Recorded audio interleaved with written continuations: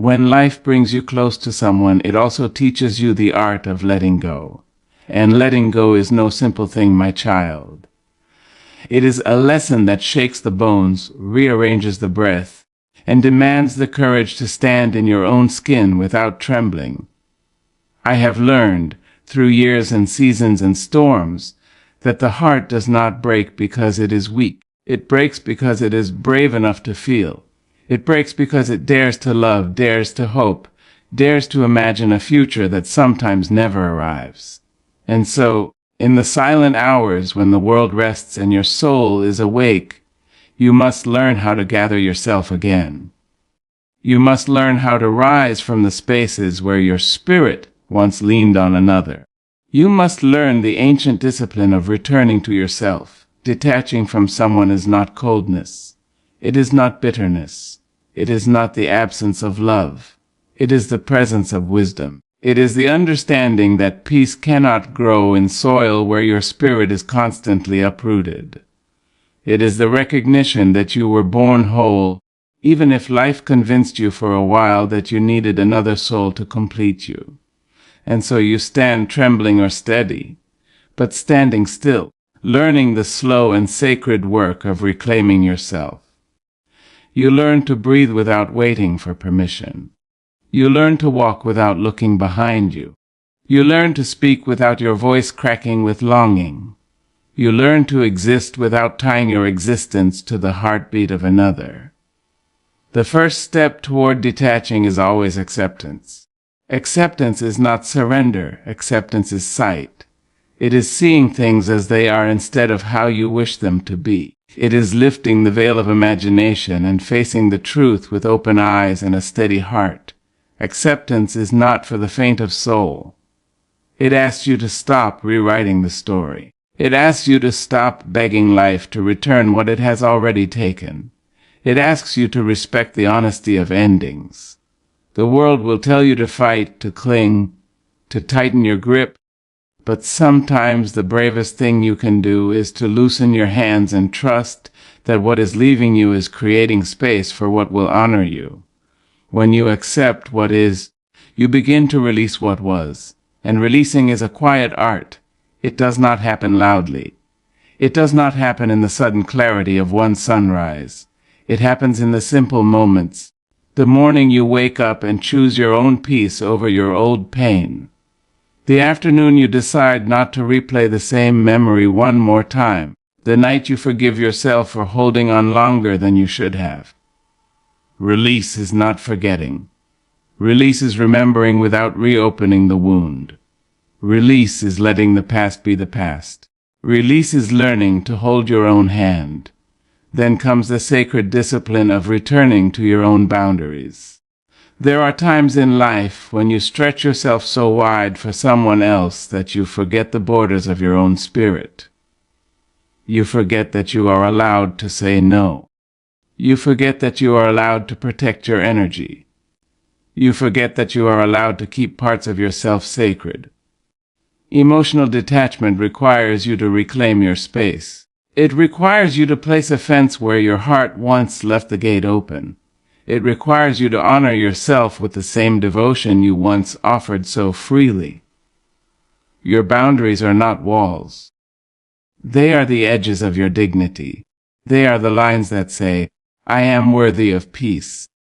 They are the quiet declarations that your heart is not a playground for uncertainty. When you honor your boundaries, you teach the world how to treat you. You teach yourself how to rise. You teach your spirit how to breathe again, slow and deep, without the weight of someone else's chaos pulling at your chest. In the journey of detachment, you must also learn to discipline your mind. The mind is a wandering creature, always searching for what it lost, always revisiting what it misses, always replaying conversations, imagining alternate endings, crafting fantasies of what could have been. If you allow it, the mind will drag you back into rooms you have already walked out of. It will make you mourn the same story over and over again. It will convince you that healing is behind you when it is, in truth, waiting patiently ahead. You must train your mind to return to the present moment. You must teach your thoughts that the past is no place to live. You must remind yourself, gently and consistently, that peace is found in the now. Your breath is always here. Your body is always here. Your future is always ahead. The past is a hallway you are meant to walk through, not a home you are meant to sleep in. Every time your mind wanders backward, call it forward with kindness.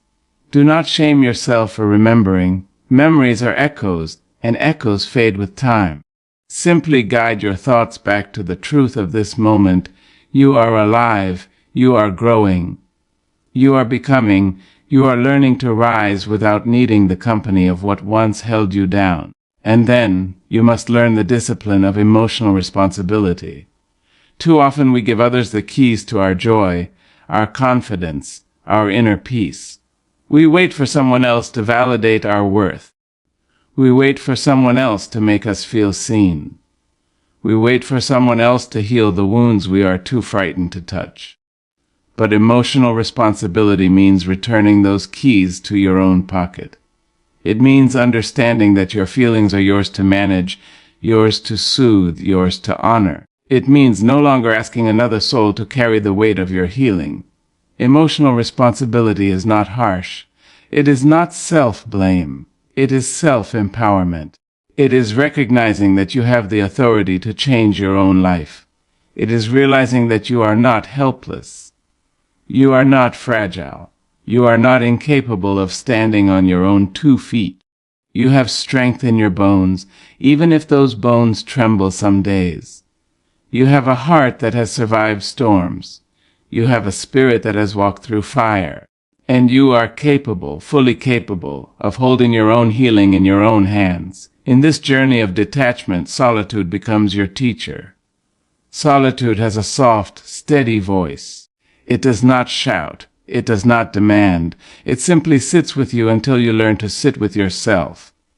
Solitude teaches you that you are enough. Not because someone else said so, but because your own presence becomes your comfort. In the quiet, you rediscover parts of yourself you abandoned. You rebuild pieces you forgot. You nurture dreams you placed on dusty shelves. You heal not because someone rescued you, but because you chose to rescue yourself. And as you walk deeper into your solitude, you will feel the old attachments loosening their grip. You will feel the emotional threads begin to thin. You will cry some days. My child, it is all right to cry. Tears are the rain that softens the soil of your spirit, but you will also rise some days. Rise taller than you ever did before. Rise with clarity. Rise with power. Rise with the kind of self-respect that cannot be shaken by the absence of anyone. There will be mornings when the world feels wide again, when the sun kisses your skin in a way you haven't felt in months, when your laughter returns. Not because someone drew it out of you, but because your spirit remembered how to bloom. And that bloom will not be fragile. It will be the bloom of someone who survived their own undoing. The bloom of someone who learned to detach not out of anger, but out of wisdom. The bloom of someone who now understands that peace is the highest form of love you can give yourself. As you continue to step forward, your heart will open again. But this time not recklessly. This time your love will be gentle but fortified, soft but steady, open but protected. You will no longer pour from a cup that leaves you empty. You will no longer sacrifice your mental peace to keep someone else comfortable. You will no longer lose yourself in the name of connection. You will love again, but you will love with awareness. You will give with discernment. You will trust with patience. You will stand with strength. And one day, almost without noticing it, you will realize the grip is gone. The emotional tie has softened. The ache has quieted. The longing has settled into something peaceful. The chapter has closed in your heart, not out of force, but out of understanding. You will see that detaching did not break you. It built you. It taught you who you are without anyone holding your soul together. It taught you that you can survive endings. It taught you that you can nurture yourself. It taught you that your spirit is more resilient than you ever believed. Healing does not ask you to rush. Healing simply asks you to keep moving, even when the steps are small, even when the days are heavy, even when the past reaches for your hem and tries to pull you back. Keep moving. Keep growing. Keep learning the art of protecting your peace. Keep remembering that you deserve a life where your heart is not constantly wrestling with uncertainty. Keep honoring yourself as though your soul is sacred, because it is.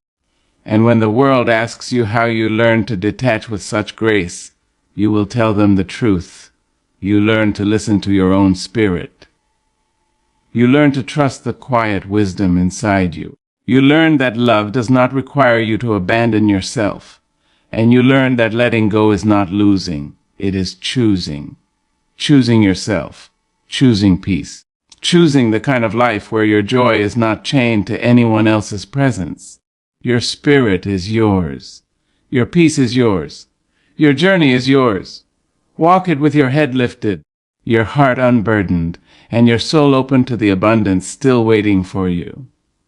For life, in all its complexity, will always bring you the people you need to grow, and it will remove the people you have outgrown. And there is no tragedy in that, only transformation. Only the evolution of a soul learning to honor itself. So stand tall, child of purpose. Walk forward.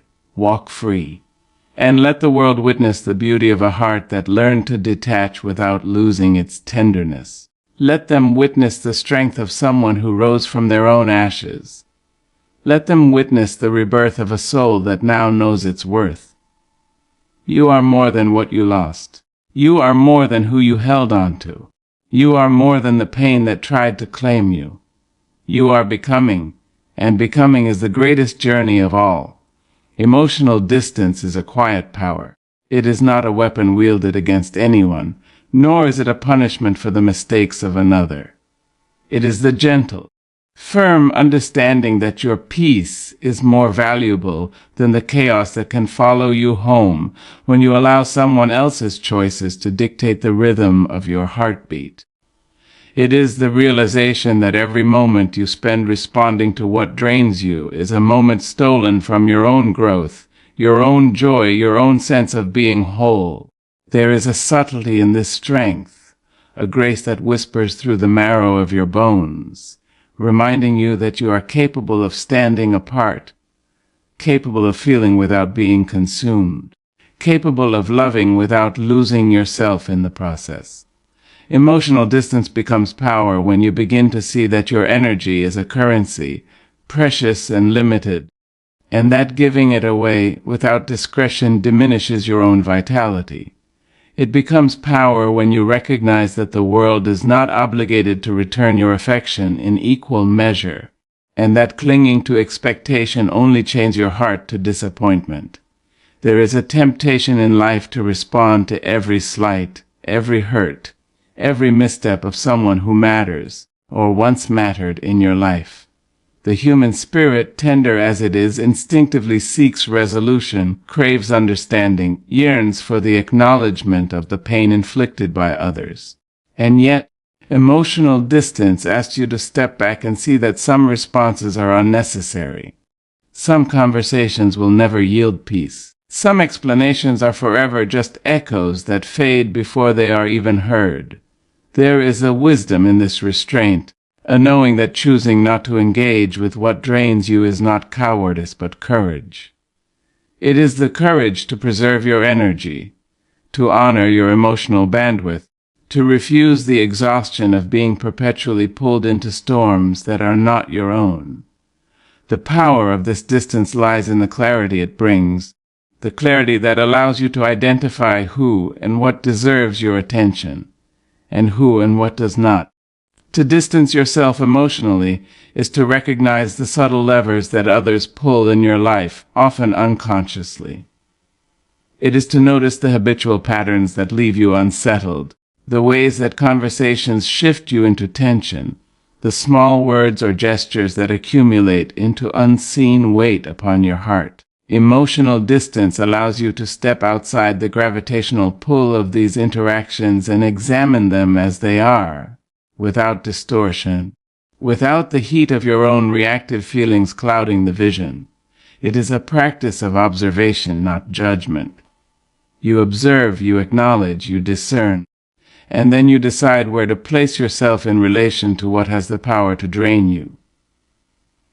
The power here is immense because it is self-directed. It is the reclaiming of authority over your own emotional landscape, a landscape that is sacred, that deserves care, that deserves the cultivation of light rather than the allowance of shadows cast by others. There is also a humility in this kind of power, for emotional distance does not require that you sever the world of its people.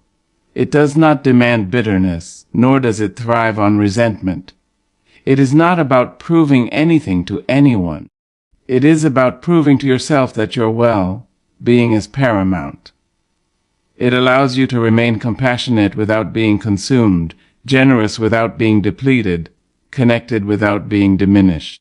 You can love from afar, care without enmeshment, and still hold your boundaries with quiet authority.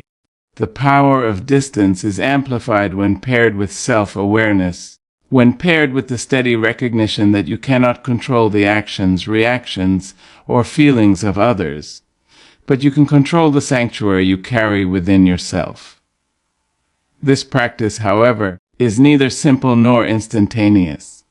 It is a process of patience and discipline. It is an act of daily courage to step away from the drama, from the conflict, from the tug-of-war of energy that insists you must react. Every time you choose not to respond to a draining remark, not to re-enter an old argument, not to beg for understanding that will never come, you strengthen the muscles of emotional autonomy. You teach yourself the art of maintaining composure, of preserving tranquility, of prioritizing your own mental and spiritual health over the fleeting need to be right or to be acknowledged. Emotional distance becomes a habit, a rhythm, a quiet, steady heartbeat that does not flinch at the tremors of the world outside. You learn in this process that your value does not increase in proportion to the amount of emotional labor you provide for others. Your worth is not determined by how much you tolerate, how much you forgive, how much you endure. Distance teaches you that it is permissible to walk away from the energy that diminishes you. It is permissible to say no without guilt, to detach without apology, to create space for your own growth without feeling the burden of expectation. And in the creation of this space, something remarkable occurs. Clarity begins to shine. You begin to see relationships as they truly are, not as you imagined them or wish them to be. You recognize who nourishes your spirit and who depletes it. You recognize the difference between companionship that uplifts and presence that suffocates. This clarity becomes the axis around which your peace begins to revolve. There is also a liberation in emotional distance. Once you remove yourself from the continuous cycle of response and reaction, once you stop giving your energy to what drains you, you find a sense of freedom that had long been denied. Freedom to choose your actions, freedom to choose your focus, freedom to cultivate joy without interference, freedom to create a life guided by your own principles, rather than the compulsions of someone else's influence. The world may try to convince you that staying engaged with all its challenges is necessary, but you begin to see that your responsibility is first to your own equilibrium. Your heart, your mind, your spirit, they all require attention, care, and safeguarding. Emotional distance is the tool by which you preserve this sacred balance. And in this sacred balance, you learn the art of discernment. You learn to recognize which voices deserve to be heard, and which are meant to fade into the background. You learn to identify interactions that uplift versus those that corrode. You learn that not every slight requires correction. Not every insult deserves confrontation. Not every disappointment necessitates lingering in grief. You learn that your energy is finite and the power lies in choosing how to spend it, who to invest it in, and when to step back. There is dignity in this choice, a dignity that radiates from a soul confident in its own worth, secure in its own authority, and unwavering in its commitment to preserve inner peace. Through emotional distance, you also cultivate patience with yourself and with the rhythms of life. You understand that detachment is not a punishment for others. It is an act of nurturing your own spirit. It is the daily reaffirmation that you deserve to live without the weight of unnecessary emotional burdens. It is the recognition that your time, energy, and love are precious resources, and that they must be invested thoughtfully. And so, in each moment of measured withdrawal, you practice self-respect. You practice the art of choosing peace over turmoil, strength over weakness, wisdom over impulse. And the power that emerges from this practice is subtle but undeniable, a power born from quiet authority, self-mastery, and the unwavering protection of your own heart. Finally, emotional distance teaches resilience. The more you practice it, the more immune you become to the chaos that once swept through your life. You discover that you can weather storms without being shattered, that you can face difficult truths without collapsing, that you can interact with the world without surrendering your own center. You learn that strength is not loud and power is not always visible. Often it is quiet.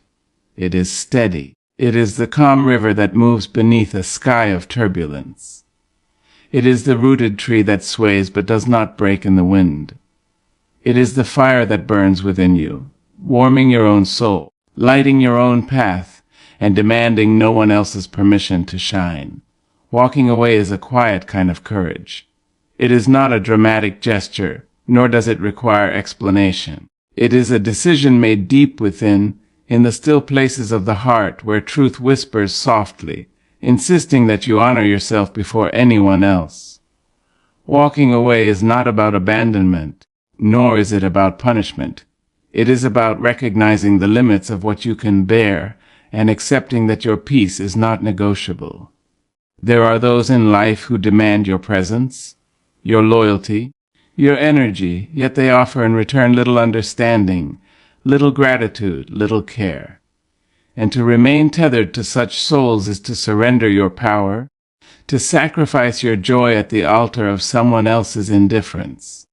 Walking away is the act of reclaiming what is rightfully yours, the dignity of your choices, the freedom of your spirit, and the quiet authority to protect yourself. It begins with a recognition of worth. You understand, finally, that your value is not measured by how much you tolerate, nor by how long you endure. Your worth is intrinsic, not contingent upon someone else's approval or validation.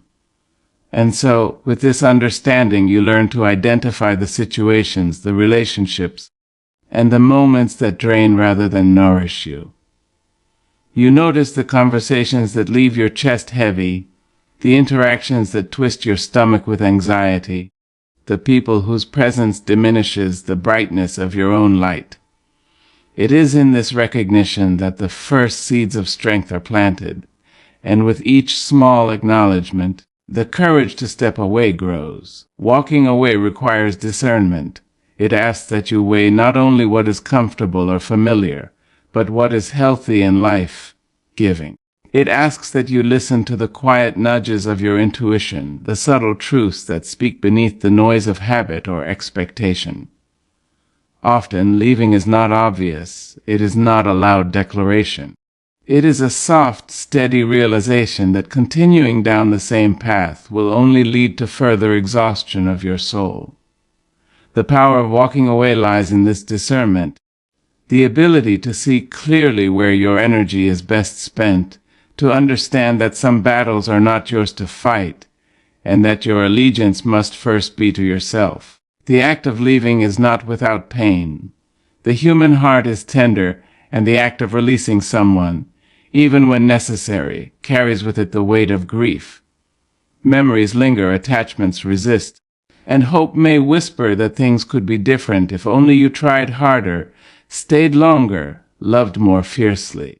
But walking away is not a denial of love. It is a declaration of love for yourself. It is choosing the life that allows you to breathe freely, the life that honors your well-being, the life where your energy is not constantly depleted by the needs or actions of another.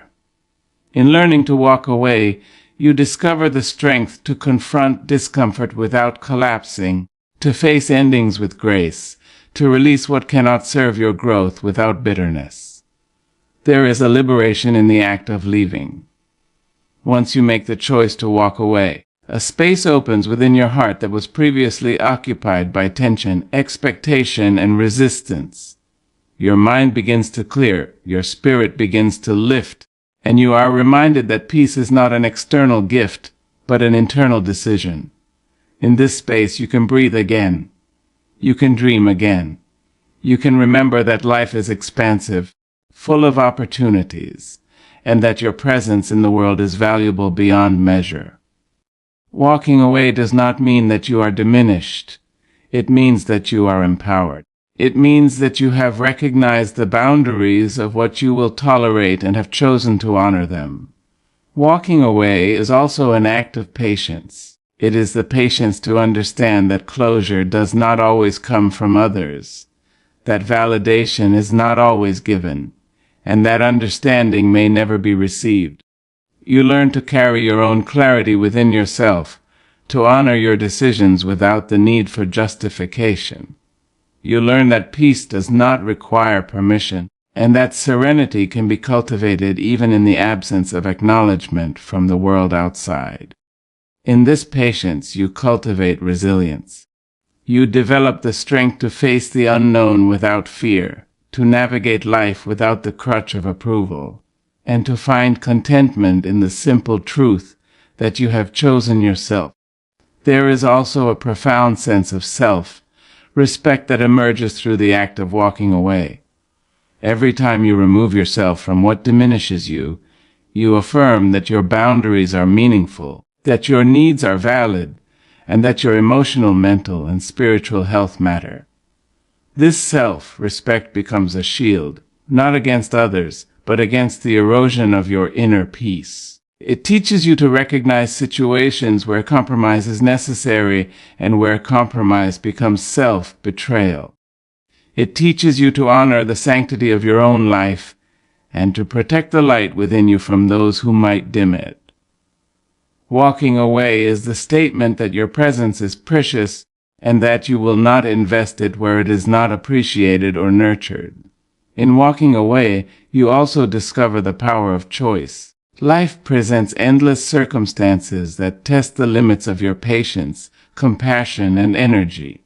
In each moment, you are offered the chance to stay or to leave, to engage or to retreat, to surrender or to reclaim your power. The courage to choose, to deliberately step away from what no longer serves you, is an act of sovereignty. It is a refusal to be dictated by the chaos of others, a declaration that your life belongs to you, and that your peace is not a bargaining chip.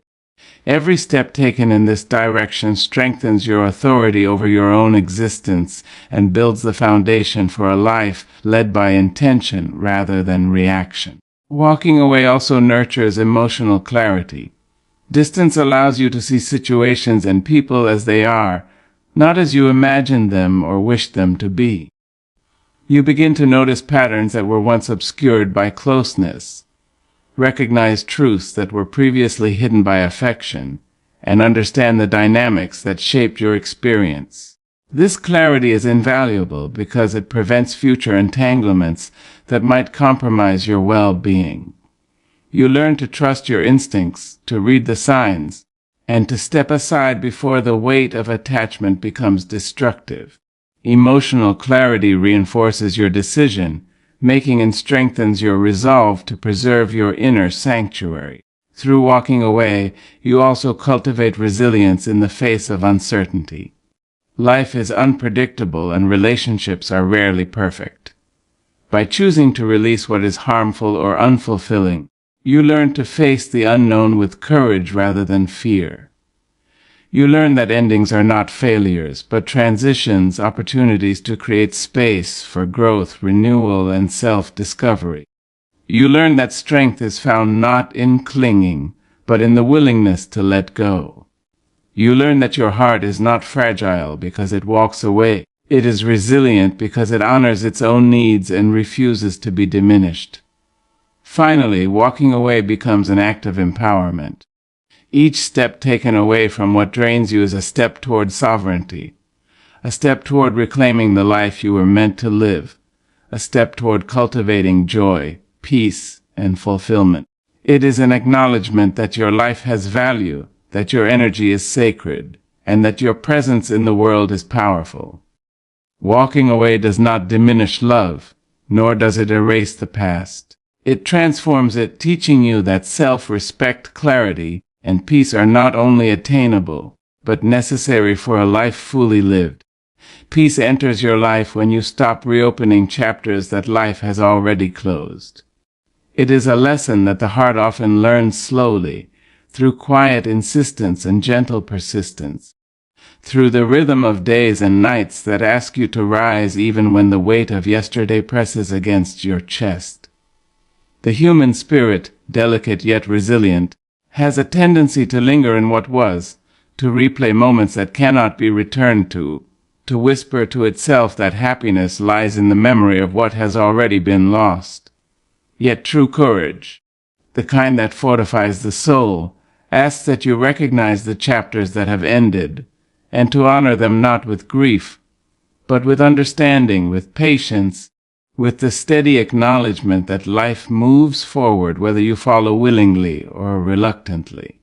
Revisiting old chapters is an act that drains the spirit, often without notice. Every time you revisit a heartbreak, a conflict, a missed opportunity, or a lost connection, you allow the past to occupy space that could otherwise be filled with growth, clarity, and new experiences.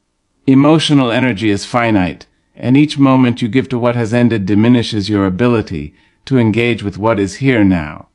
The act of letting go, of refusing to reopen these chapters, is an exercise in reclaiming that energy, redirecting it toward the present, toward moments that nurture your soul rather than weigh it down. It is the conscious decision to preserve your peace, to honor the lessons of the past without allowing them to control the rhythm of your days. There is wisdom in recognizing what is meant to stay behind. Life moves in cycles and seasons, and not every person, every opportunity, or every experience is intended to remain with you forever. Some people come into your life to teach, to challenge, to illuminate a path that was previously unseen, and then depart when their purpose is fulfilled. Some moments exist to show you the strength you did not know you had, or the resilience of your heart, and they pass when their lesson is complete. Clinging to what has left or attempting to resurrect it only obstructs your own growth. By choosing to honor the finality of certain experiences, you create room for new lessons, new joys, and new connections to enter your life without the shadows of what has ended clouding the path. Stopping the reopening of old chapters cultivates emotional integrity. It is an act of honesty with yourself, a recognition that your feelings are valid, but they do not require constant engagement with past pain. It is the understanding that closure often comes from within, that peace is an internal state rather than an external outcome. Emotional integrity means seeing clearly the difference between holding on to memories for reflection and reliving them to the point of stagnation. It is the discipline of redirecting your thoughts, your attention, and your emotional energy toward growth and healing, rather than into cycles of regret or longing. Each moment of choosing not to revisit the past strengthens your spirit and reinforces your ability to stand firmly in the present.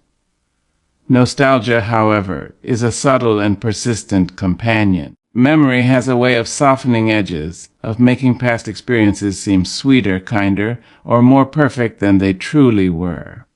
It tempts you to reopen chapters under the guise of hope, curiosity, or longing, convincing you that what once was can be revived or reconciled.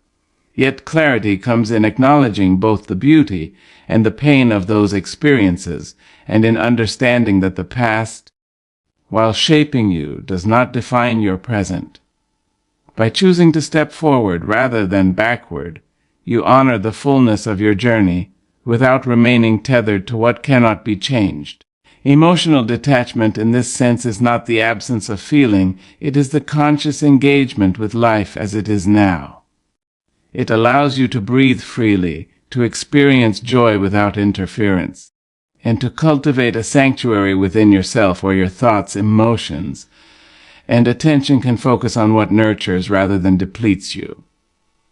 This inner sanctuary becomes a source of strength, a foundation of peace that cannot be easily shaken, a reminder that your spirit has authority over the energies you allow into your life. Each act of choosing presence over nostalgia, clarity over longing, is a quiet declaration of self-respect and self-love. The process of closure requires courage. It asks you to confront memories that may still sting, relationships that remain unresolved, and choices that cannot be undone. It asks patience, the patience to understand that answers may never arrive from outside, and that peace must often be created from within. Courage in this context is not flamboyant or dramatic, it is subtle, persistent, and unwavering. It is found in the decision to honor your own journey, to acknowledge the value of your own heart, and to resist the temptation to be pulled backward by the unresolved stories of your past. Each choice to remain in the present strengthens your resilience and teaches your spirit to navigate life with clarity and purpose. Choosing not to revisit old chapters cultivates self-respect. Every time you decide against reopening a past wound, you affirm the value of your own peace. You declare silently but powerfully that your energy is precious, your heart is worthy of care, and that you will not allow external circumstances to dictate the state of your spirit. Self-respect grows through these consistent acts of preservation, through the conscious recognition that your well-being is paramount and that you have the authority to protect it. In honoring this principle, you lay a foundation for a life guided by intention, wisdom, and the quiet strength that comes from knowing your worth. There is liberation in this practice. As you release the pull of old chapters, your mind and heart expand into the present, into the possibilities that surround you. You discover the freedom to dream, to connect, to experience joy unburdened by the weight of memory. Life becomes less a struggle against the past and more a dance with the present, a movement in harmony with the unfolding rhythm of your days. This freedom allows for clarity, creativity, and renewal, and teaches that true empowerment lies not in reliving what was, but in embracing what is and what can be. Forgiveness, too, becomes part of this journey, though often in ways unexpected. It is not always forgiveness of others. Sometimes it is the forgiveness of yourself. It is the recognition that you acted with love, with hope, with intention, and that holding on to guilt, resentment, or regret only prolongs suffering. Forgiveness frees the heart and mind, making space for peace and growth. It allows you to integrate the past into your life without being constrained by it, ensuring that the lessons learned serve you rather than imprison you. In stopping the reopening of chapters, discernment becomes sharper. You begin to recognize which people, opportunities, and experiences are worthy of your attention and which are not. You learn to evaluate relationships with clarity, to honor boundaries, and to protect the emotional, mental, and spiritual health that sustains you. Discernment ensures that new chapters are written with wisdom, with intention, and with respect for the journey that has brought you to this moment. The work is not always easy. There will be moments when the past calls to you, when longing or unresolved feelings tempt you to revisit what has ended. In these moments, the strength you have cultivated is tested. You may feel the pull of old attachments, the illusion that understanding or reconciliation is necessary for healing. Yet every act of restraint reinforces your commitment to peace, your clarity of purpose, and your ability to preserve serenity in the midst of life's challenges. This is a practice of rhythm, of patience, and of grace. It is the cultivation of a life in which the past informs but does not dominate, in which your attention, your energy, and your love are directed toward growth and fulfillment rather than stagnation and pain. Each moment of choosing the present over the past is a quiet celebration of resilience, of self-mastery, and of the enduring strength of the human spirit. It is a declaration that your peace, your joy, and your freedom are not negotiable, and that your life belongs to you alone. By honoring the chapters that are closed, you also honor the fullness of your journey. Every experience, every relationship, every ending has contributed to the person you are becoming. Closure does not erase these experiences, it integrates them, weaving their lessons into the fabric of your being, while leaving behind the burdens that no longer serve you. In this integration, you find wisdom, strength, and clarity. You learn that the past is a teacher, not a master, and that your life is meant to move forward into new possibilities, not backward into what cannot be changed. Empowerment grows from this practice. You reclaim agency over your life, your choices, and your happiness. You learn that letting go does not diminish your heart, it strengthens it. You understand that your story is ongoing, that your presence is valuable, and that the decisions you make today shape the chapters yet to be written. Each conscious act of release, each refusal to reopen what has ended, builds the foundation of a life marked by peace, clarity, and resilience.